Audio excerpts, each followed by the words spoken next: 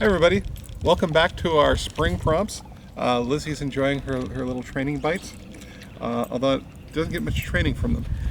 Today we're doing one on watching the birds, and there's a lot of implications to this. Now it could be that we're just do one straight about animals, and I think it's a good idea to watch the birds. I think it's good to be aware of your environment. I'm thinking about when my wife and I first got together and we were just dating.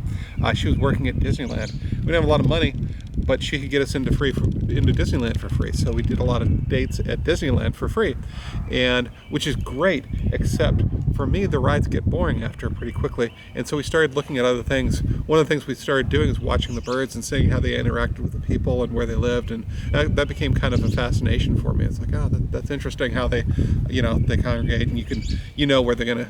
They're obviously food motivated, but it's interesting to see how they live within that milieu, to be pretentious, and so that'd be a really interesting thing as well. I'm sure you've seen birds in different contexts.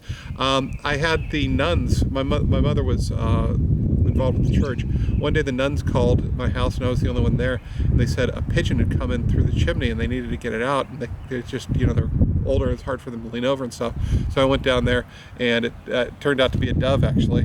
And I got the dove, and the religious implications of that are pretty intense. But it was interesting to.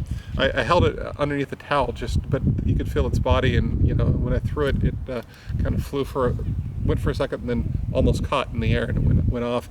There were a bunch of kids who saw it too. They were excited about it. I might write about that, but it doesn't have to be all positive, right?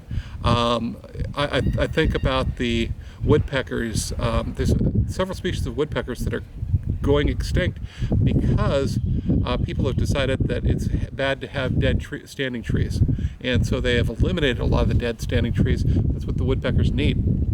A lot of dead standing trees that are full of termites and that sort of thing, and worms and whatever else the birds are going to eat.